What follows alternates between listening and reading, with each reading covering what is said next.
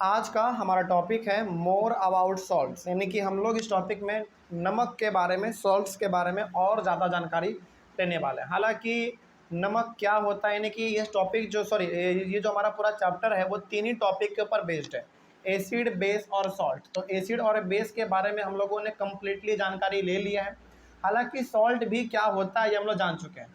जब हमारा एसिड और बेस आपस में रिएक्ट करता है तो सॉल्ट और वाटर बनता है। तो सॉल्ट के बारे में भी हम लोग थोड़ा बहुत जानते हैं, लेकिन यहाँ पे हम लोग सॉल्ट के बारे में थोड़ा सा और ज़्यादा जानने वाले हैं। मतलब ये हो गया कि नमक के बारे में थोड़ा सा हम लोग यहाँ पे और जानने वाले हैं। और यहाँ पे आप इस टॉपिक में हम लोग उस नमक के बारे में जानने वाले हैं जो नमक हम लोग बेसिकली अपने घरों में खाने के लिए इस्तेमाल करते हैं। यानी कि हम लोग बात कर रहे हैं कॉमन सॉल्ट के बारे में, NaCl के बारे में, सोडियम क्लोराइड के बारे में। ठीक है, चलिए शुरू करते हैं। अपना टॉपिक क्या है इसमें, सबसे पहला हमारा यहाँ पे है family of salts. Family of salts का मतलब क्या होता है, देखिए, salts having the same positive और negative radicals are said to belong to a family. देखो, बिल्कुल भी आपको ना ये पहला वाला पॉइंट समझ में नहीं आया होगा, सर आखिर ये है क्या। चलो इसको छोड़ दो, एग्जाम्पल आप देखो तुरंत समझ जाओगे। एग्जाम्पल देखिए, यहाँ पे हमारे पास NaCl है, पहला एग्जाम्पल। दूसरा है हमारा Na2SO4, belong to the family of sodium salt.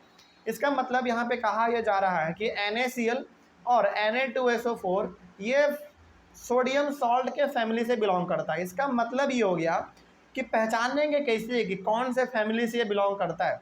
तो पहचानने का तरीका सबसे आसान है, पहले तो आप ये देख लो कि इन दोनों में कॉमन क्या नज़र आ रहा है आपको। इन दोनों में कॉमन नज़र आ रहा है Na और Na। तो Na हमारा किसका सिंबल होता है, सोडियम का होता है। तो यहाँ पे हम लोग कह सकते हैं ये दोनों का दोनों हमारा पहली बात सॉल्ट है। और ये किस फैमिली से बिलोंग करता है, यानी कि सॉल्ट के कौन से फैमिली से, सोडियम सॉल्ट्स। कोई डाउट इसमें? तो फैमिली ऑफ सॉल्ट का मतलब है कि सॉल्ट का ना अपना अलग अलग फैमिली है। तो अब पहचानेंगे कैसे, पहचानने का सबसे अच्छा तरीका ये है कि देख लो कि अब इन दोनों में कॉमन क्या है। तो दोनों में कॉमन हमारा Na और Na, यानी कि सोडियम कॉमन है। तो ये हमारा किस फैमिली से बिलोंग किया, सोडियम सॉल्ट के फैमिली से ये बिलोंग किया। बस यही हमारा फैमिली ऑफ सॉल्ट है। एक और एग्जांपल आप देख लीजिए बेहतर तरीके से समझने के लिए, NaCl और KCl। तो बताइए ये हमारा किस से बिलोंग करेगा, एक है NaCl और दूसरा है KCl। तो दोनों में कॉमन क्या है, कॉमन है क्लोराइड, यानी कि Cl।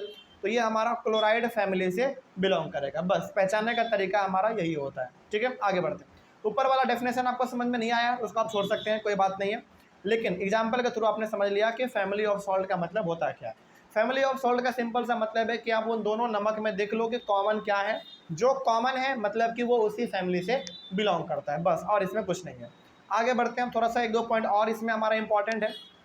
पीएच ऑफ सॉल्ट, यानी कि सॉल्ट का पीएच क्या होता है। अब देखिए थोड़ा सा इसके बारे में 3 पॉइंट लिखा गया है, ध्यान से समझिएगा। Salts of a strong acid and a strong base are neutral with pH value 7। मतलब ये हो गया कि स्ट्रॉन्ग एसिड का और स्ट्रॉन्ग बेस का जो सॉल्ट होगा उसका पीएच वैल्यू 7 होगा, यानी कि वो सॉल्ट बिल्कुल हमारा न्यूट्रल होगा। अब देखिए कई बार क्या होता है ना, हम लोग एसिड और एसिड को रिएक्ट करवा एसिड और बेस को रिएक्ट करवाते हैं। लेकिन यदि यहाँ पे हमारा दोनों एसिड भी स्ट्रांग है और बेस भी स्ट्रांग है तो ये दोनों जो आपस में रिएक्ट करेगा और जो सॉल्ट बनेगा वो सॉल्ट का पीएच वैल्यू हमारा 7 होगा। और वो कैसा होगा, न्यूट्रल होगा। ठीक है, ये हमारे पीएच का है, हमारा सॉल्ट का। समझिएगा यहाँ पे ध्यान से। सबसे पहला बात ये तो आपको मालूम चल गया है कि हम लोग एसिड और बेस को आपस में रिएक्ट करवाएंगे तो सॉल्ट और वाटर मिलता है हम लोगों को, और ये हमारा क्या कहलाता है, न्यूट्रलाइजेशन रिएक्शन कहलाता है।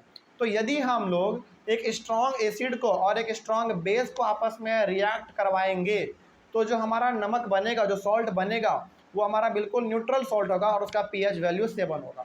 और 7 का मतलब ये न्यूट्रल, क्योंकि हम लोगों ने पीएच स्केल पढ़ लिया है।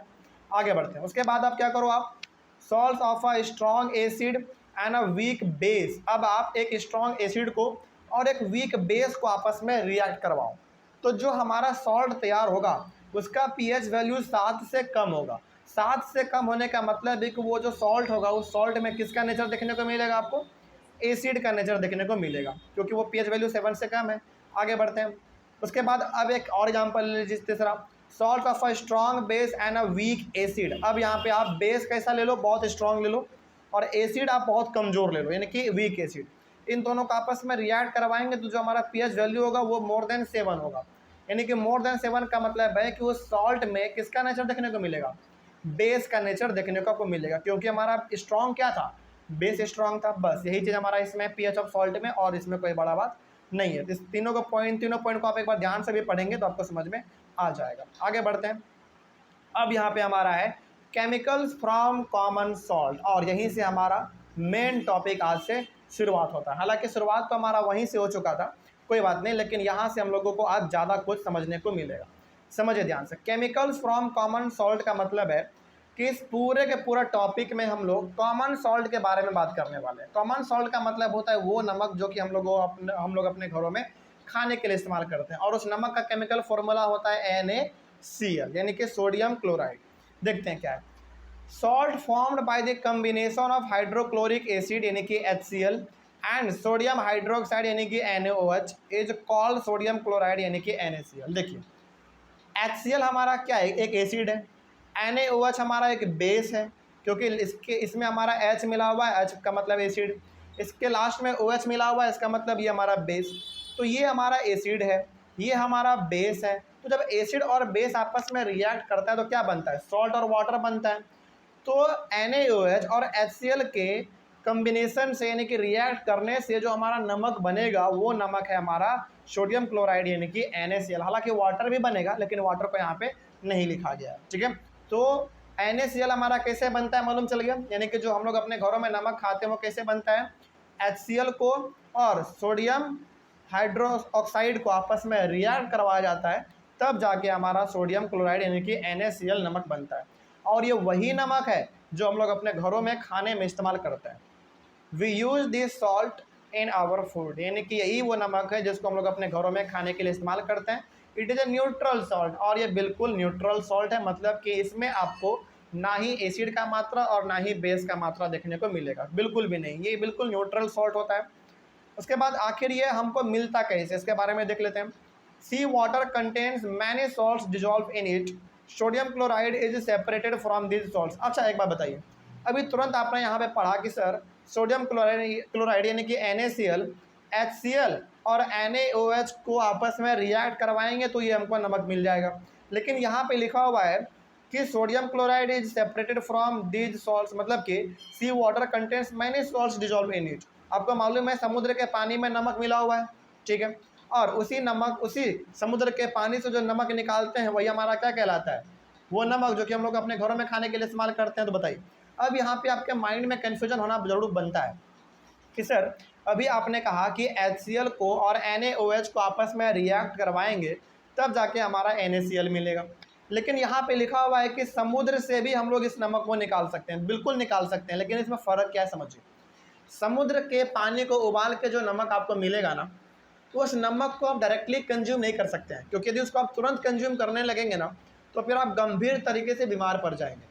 फिर क्या किया जाता है, उस नमक को फैक्ट्री में लेकर जाया जाता है, उस फैक्ट्री में जाके हमारा बहुत बड़े लेवल पे प्रोसेसिंग होता है, वो रिफाइन होता है, तब जाके वो नमक आपके घर में पैकेट में बंद करके आता है। बिल्कुल समुद्र के पानी से ही हमारा नमक बनता है, इसमें कोई शक नहीं है, लेकिन उस नमक को फैक्ट्री में लेकर जाया जाता है, उसको रिफाइन किया जाता है, उसमें NaOH और HCl का मात्रा ऐड किया जाता है, उसके बाद रिफाइन करके पैकेट में पैक करके दुकान में आता है और जाके आप दुकानों से खरीदते हैं, ठीक है। तो बिल्कुल ऐसा आप नहीं समझना है कि सर HCl और NaOH से हमारा ये NaCl मिलेगा तो फिर समुद्र के पानी से जो नमक मिल रहा है वो भी तो NaCl है। हाँ बिल्कुल वो NaCl ही है, लेकिन उसको फैक्ट्री में लेकर जाया जाता है, HCl और NaOH को आपस में रिएक्ट करवा के उसको रिफाइन करके फिर आपके घर में वो पैकेट में बंद करके आता है। कोई डाउट है इसमें? चल आगे बढ़ते हैं। फिर उसके बाद कहा गया है deposits of solid salt are also found in several parts of the world. अब देखो कई बार क्या होता है ना, समुद्र के किनारे आप जाएंगे तो नमक बिल्कुल आपको सॉलिड फॉर्म में दिख जाएगा। नमक सॉलिड फॉर्म में देखने का मतलब है कि कई बार क्या होता है ना, कोस्टल एरिया में गड्ढा हो जाता है, मतलब कि समुद्र के किनारे वाला एरिया कभी कभी क्या होता है वहाँ पे गड्ढा होने की वजह से समुद्र का पानी उसमें आता है और समुद्र का पानी उसमें फंस जाता है, और जब हमारा पानी वो एवोपरेट हो जाता है सनलाइट उसमें पड़ने की वजह से, तो उस गड्ढे में पानी एवोपरेट हो गया, फिर बचा क्या हमारे पास, केवल नमक बचा। तो दुनिया का ऐसा बहुत सारा कोना है जहाँ पे नमक कोस्टल एरिया में एकदम सॉलिड फॉर्म में पत्थर के रूप में पाया जाता है। बहुत सारे ऐसे हमारे दुनिया में कोने हैं। आगे बढ़ते हैं। फिर इसमें क्या होता है, फिर this solid salts are brown in colour due to impurities. और वो नमक जो सॉलिड फॉर्म में है वो बिल्कुल कलर में ब्राउन होता है। क्यों होता है? क्योंकि उस नमक में बहुत बड़े लेवल पे इम्प्योरिटी मिला हुआ रहता है। मतलब कि समुद्र के पानी में यदि जानवर मर गए हैं, जैसे मछली हो गया, उसका डेड बॉडी भी उसमें मिला हुआ होगा। समुद्र के बगल में यदि गंदगी है वो भी उसमें मिला हुआ होगा। बालू है, बालू भी मिला हुआ होगा, इसीलिए उसका कलर कैसा होता है? ब्राउन होता है। फिर हम लोग करते क्या है, देखो आगे फिर, this is called rock salt, और इसी को हम लोग कहते हैं रॉक सॉल्ट। रॉक सॉल्ट का मतलब हो गया कि समुद्र का पानी कभी कभी कोस्टल एरिया में गड्ढे में आके फंस जाता है, पानी इवोपरेट हो जाता है, बच जाता है केवल नमक। उसको हम लोग कहते हैं पहली बार सॉलिड सॉल्ट। सॉलिड का मतलब क्या? क्योंकि वो ठोस हो गया, और वो हमारा कलर में होता है ब्राउन, क्योंकि उसमें बहुत बड़े लेवल पे गंदगी होता है। और उसी सॉलिड सॉल्ट को हम लोग कह देते हैं रॉक सॉल्ट। मतलब कि तरीके से वो नमक किस रूप में है? पत्थर के रूप में, रॉक के रूप में। ठीक है, आगे बढ़ते हैं फिर। Beds of rock salt were formed when seas of bygone ages dried up. इसका मतलब क्या हुआ? देखो, ये जो रॉक सॉल्ट है इसका ना बेड आपको देखने को मिलता है। बेड का मतलब है कि बड़े, मतलब बहुत दूर दूर तक, जहाँ तक आपका नज़र जाएगा वहाँ पे ना पत्थर के रूप में नमक है, और उसका एकदम तरीके से बेड बिछा हुआ है। बेड का मतलब है कि बहुत दूर तक आपको सॉलिड सॉल्ट देखने को मिलेगा, यानी कि रॉक सॉल्ट देखने को मिलेगा। ठीक है, और ये कैसे बनता है? When seas of bygone ages dried up. इसका मतलब है कि जब समुद्र का पानी कोस्टल एरिया में आता है, हमारा फंस जाता है, पानी एवोपरेट हो जाता है, सॉरी गैस हमारा पानी के रूप में वाटर वेपर बन के एवोपरेट हो गया, और जो बच गया हमारा वही हमारा नमक होता है। इसी तरीके से हमारा बनता है सूखने के बाद। ठीक है, rock salt is mined like coal. और ये जो रॉक सॉल्ट है जो कि समुद्र के किनारे हमारा बनेगा, इसको किस तरीके से वहाँ से बाहर निकाला जाता है? जिस तरीके से माइन, यानी कि कोयले के खदान को जैसे खाना जाता है ना, खोदा जाता है, उसी तरीके से इसको भी निकाला जाता है, यानी कि जेसीबी से बेसिकली इन सभी को वहाँ से निकाला जाता है। तो इसका मतलब ये हो गया कि कभी कभी क्या होता है, समुद्र के किनारे कोस्टल एरिया में गड्ढे होते हैं, उस गड्ढे में जाके हमारे पानी फंस जाते हैं समुद्र के, और फंसने के वजह से पानी एवोपरेट हो जाता है, बच जाता है केवल हमारा नमक। और वो नमक इतने बड़े लेवल पे वहाँ पे देखने को मिल जाता है कि वो एक तरीके से लगेगा ना कि नमक का बेड बिछा हुआ है, बिछावन लगा हुआ है इस तरीके से।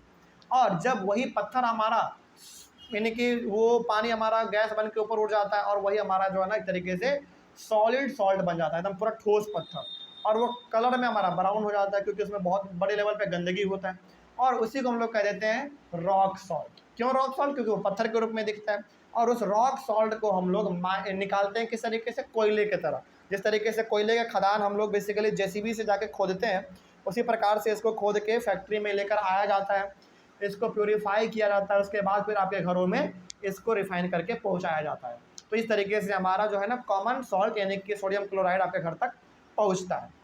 आगे बढ़े फिर, चलिए उसके बाद फिर आगे बढ़ा जाए।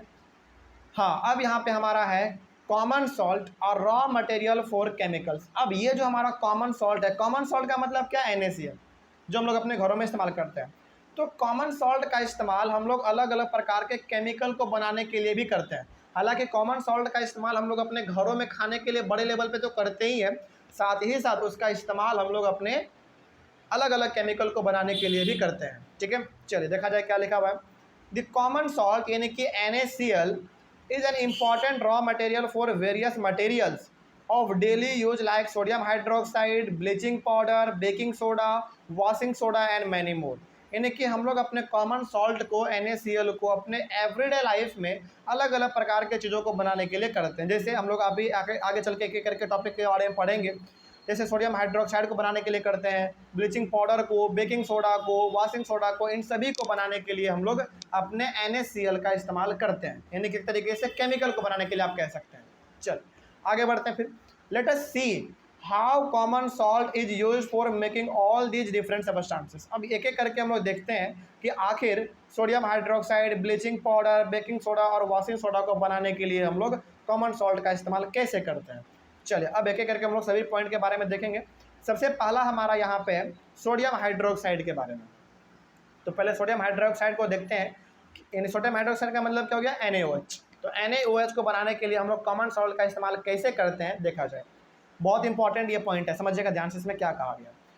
When electricity is passed through an aqueous solution of sodium chloride, it decomposes to form sodium hydroxide। अब देखो यहाँ पे ना ब्रैकेट में एक वर्ड लिखा हुआ है ब्राइन। ब्राइन दिख रहा है वर्ड? ब्राइन वर्ड का मतलब होता है चीनी, सॉरी चीनी नहीं, ब्राइन का मतलब होता है शरबत। किसका शरबत? नमक और पानी का। मतलब कि आप पानी में नमक को घोल दो, पानी लो, पानी में नमक को घोल दो, जो सॉल्यूशन तैयार हुआ उसी को हम लोग कहते हैं ब्राइन, BRINE, ब्राइन। अब इसमें हमको करना क्या है समझिएगा ध्यान से। When electricity is pass through an aqueous solution of sodium chloride यानी कि brine salt plus water, it decomposes to form sodium hydroxide. आपको यहाँ पे एज्यूम करना है। क्या एज्यूम करना है? हालांकि आपके बुक में भी डायग्राम दिया गया है, आप उसमें भी देख सकते हैं, लेकिन आप एज्यूम करो, ज़्यादा अच्छा रहेगा। एज्यूम करो, एज्यूम करो कि आपके पास एक बाल्टी पानी है और उस बाल्टी में आपने नमक को घोल दिया है। एक आपके पास एक बाल्टी पानी है, आप उस बाल्टी में नमक को घोल दिए हैं। अब आप क्या कर रहे हैं? उस बाल्टी में इलेक्ट्रिसिटी कंडक्ट करवा रहे हैं, यानी कि उस बाल्टी में आप क्या पैदा करना चाह रहे हैं? बिजली पैदा करना चाह रहे हैं, यानी कि वहाँ से आप इलेक्ट्रिसिटी को पास करना चाहते हैं। ठीक है, अब जब आप इलेक्ट्रिसिटी को पास करेंगे तो उसी समय पे आपका जो नमक पानी था वो डिकम्पोज हो जाएगा किसमें? सोडियम हाइड्रोक्साइड में। ठीक है, अब इसका ना यहाँ पे आप पूरा का पूरा केमिकल रिएक्शन देखेंगे तो आपको ज़्यादा समझ में आ पाएगा। आगे बढ़ते हैं। This process is called the chlor alkali process because of the products formed chlor for chlorine and alkali for sodium hydroxide. मतलब कि इस पूरे के पूरे प्रोसेस को हम लोग क्या कहते हैं? क्लोर अल्कली प्रोसेस कहते हैं। देखो कई बार क्लोर अल्कली प्रोसेस के बारे में एग्जाम में पूछा गया है, पूछेगा कि what is क्लोर alkali process and give an example, या फिर क्या पूछेगा? What do you mean by क्लोर alkali process, give an example. तो इस प्रकार से आपको बताना पड़ता है। तो क्लोर अल्कली प्रोसेस क्या हुआ इसके बारे में एक बार पूरा समझिए। जब आप नमक पानी का सॉल्यूशन तैयार करके, जिसको हम लोग ब्राइन कहते हैं, उससे जब आप इलेक्ट्रिसिटी को पास करवाते हैं तो आपको इसमें 3 चीज़ बनता हुआ दिखेगा। पहला चीज़ क्या दिखेगा? सोडियम हाइड्रोक्साइड, यानी कि चलो अब यहाँ पे आप रिएक्शन को भी देखो, आप समझ पाओगे अच्छे तरीके से। NaCl है और वाटर, यानी कि पानी में आपने इस नमक को मिला दिया। सबसे पहले वाटर में आपने नमक को मिलाया, यानी कि पानी में आपने नमक को मिला दिया। ठीक है, आगे बढ़ते हैं। जब आप इसमें इलेक्ट्रिसिटी दोगे, यानी कि आपने पानी में नमक को मिलाया, क्या हमारा तैयार हुआ? ब्राइन तैयार हुआ। उस ब्राइन में जब आप इलेक्ट्रिसिटी पास करवाओगे तो 3 चीज़ आपको मिलेगा। पहला NaOH यानी कि सोडियम हाइड्रोक्साइड, पहला, दूसरा क्लोरीन गैस और तीसरा हाइड्रोजन गैस। और इस पूरे के पूरे प्रोसेस को ही हम लोग कह देते हैं क्लोर अल्कली प्रोसेस। अब कोई बोले कि क्लोर अल्कली प्रोसेस ही क्यों कहते हैं? इसलिए कहते हैं क्योंकि यहाँ पे क्लोर है हमारे किसके लिए है? क्लोरीन के लिए है, और अल्कली हमारे किसके लिए है? सोडियम हाइड्रोक्साइड के लिए। अच्छा, यहाँ पे अल्कली का मतलब बताइए, क्या हमने बताया था? वो बेस जो पानी में सोल्यूबल हो सकता है, यानी कि वो घुल जाए, वही हमारा कहलाता है अल्कली। तो यहाँ पे जो हमारा सोडियम हाइड्रोक्साइड है ये तो बेस है, पहली बात, क्योंकि लास्ट में OH मिला हुआ है इसमें, और ये बेस वो बेस है जो कि पानी में आराम से घुल सकता है क्योंकि घुला हुआ पानी में है। तो वही बात है यहाँ पे कि जब हम लोग NaCl यानी कि नमक और पानी वाले सॉल्यूशन से इलेक्ट्रिसिटी पास करते हैं तो 3 चीज़ हमको मिलता है, NaOH, Cl2 यानी कि क्लोरीन गैस और हाइड्रोजन गैस हमको मिलेगा। और इस पूरे प्रोसेस को हम लोग कहते हैं क्लोर अल्कली प्रोसेस, क्योंकि क्लोर हमारा क्लोरीन के लिए है और अल्कली हमारा सोडियम हाइड्रोक्साइड के लिए है। हालांकि हाइड्रोजन भी मिलता है, लेकिन हाइड्रोजन को हम लोग यहाँ पे बेसिकली उतना वैल्यू नहीं देते हैं। ठीक है, अब कोई डाउट इसमें? चलिए आगे बढ़ते हैं फिर। Chlorine gas is given of at the anode and hydrogen gas is given of at the cathode. अब देखो आप अपने बुक में एक बार डायग्राम देखिए, हालांकि यहाँ पे डायग्राम हम लाना भूल गए आज, कोई बात नहीं, लेकिन आप अपने बुक में डायग्राम को देखिए। उसमें ना एक रड होगा वो एनोड होगा और दूसरा रड हमारा कैथोड का लिखा हुआ होगा, तो बिल्कुल साफ साफ है। तो जो आपको रड ब्लैक वाला एनोड दिख रहा है, उस एनोड रॉड पे क्या आके कलेक्ट होगा? Chlorine gas. ठीक है, और जो हमारा रॉड दूसरा है कैथोड, उस कैथोड रॉड पे आके कलेक्ट हो जाएगा हमारा हाइड्रोजन गैस।